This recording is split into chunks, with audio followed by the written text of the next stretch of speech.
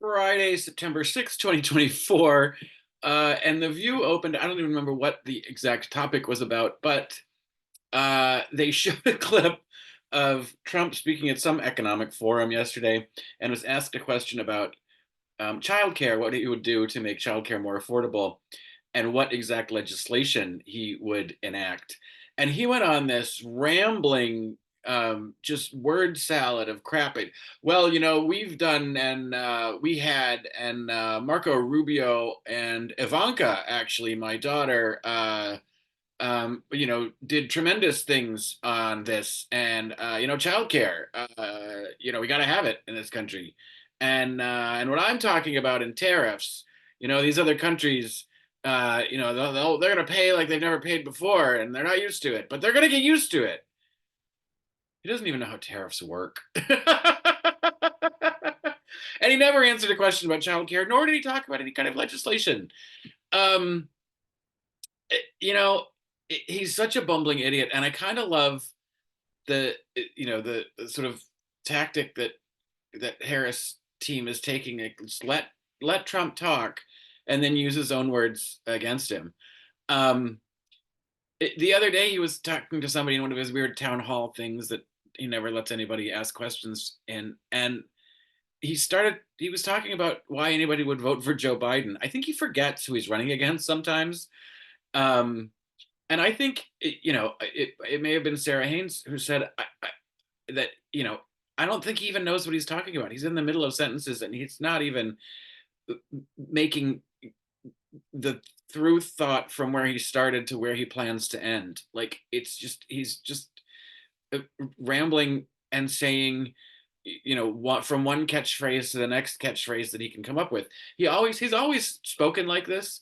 He doesn't actually say anything. He strings together words that he likes to use a lot.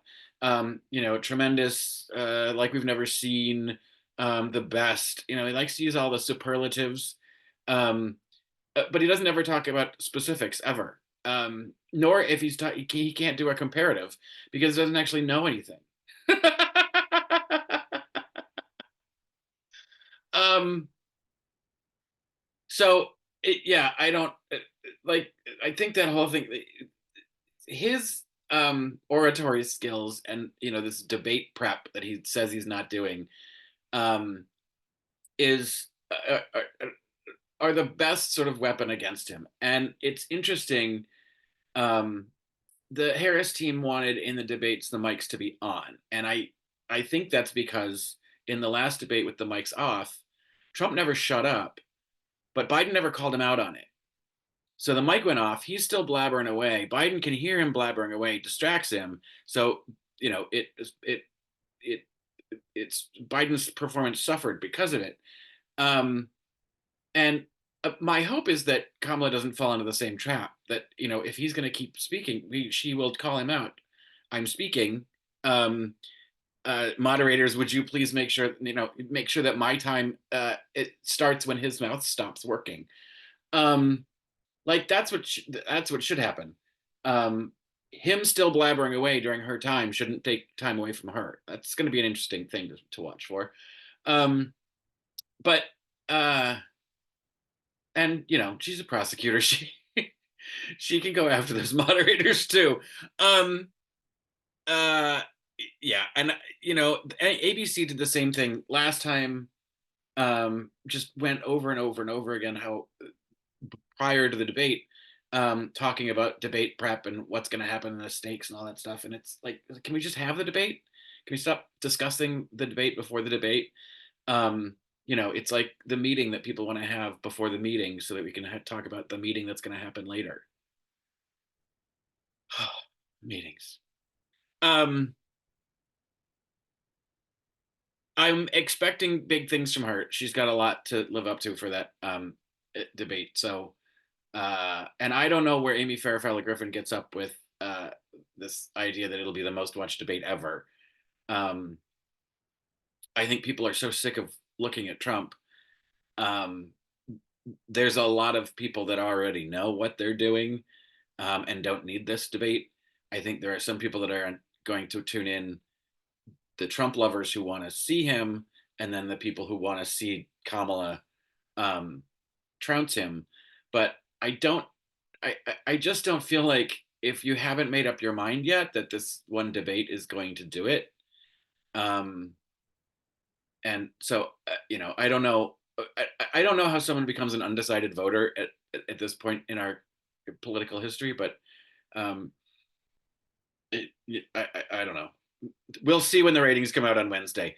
Um, but the more interesting hot topic, now that I've rambled on about that first one for too long, is this rift between Tim Walz and his brother. I had never heard of this before today's episode of The View, and apparently the mom, doesn't get involved and just sort of they don't speak to each other, and that's just fine.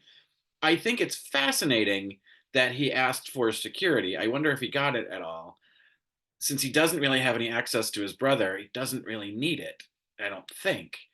Um, and Sonny Hostin, I'm sorry, that's incorrect. Because if their name is Hostin, you have to have a relationship with them. No, some of the worst, most toxic people are in people's own families. Just because you're related, it doesn't mean you have to invite people into your life. You don't even have to tolerate them in your life. You can just let them be their own thing and not a part of your life. Yep, sure. That's your brother or your aunt or your cousin or your sister or whatever, or your parent or your child, but it doesn't necessarily mean they have to be in your life. Um, it's so much healthier to not have those toxic people in your life. And if it's just going to be constantly contentious, specifically with people who intend to be contentious, no, no. Uh, that's, you got to give yourself grace to just say, I'm okay with where you are as long as you're not coming into my space with it. That to me, and Sonny Hostin should take a little advice from Tim Walz that she tried to push back out on the brother. Mind your own damn business. It's not your family. If you want to tell your kids that, that's fine. I hope they don't listen to it, because blood relation doesn't mean friend. um, so yeah, that's unfortunate. And the I Josh Shapiro um is really quite personable. He's, it's a little shiny, it's a little slick, but I appreciate people who come out and know their stuff. It's, when he can answer those questions with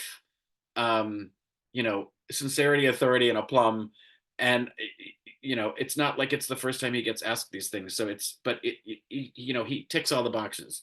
Um, you get all the synergies in there in a quick sentence. Um, and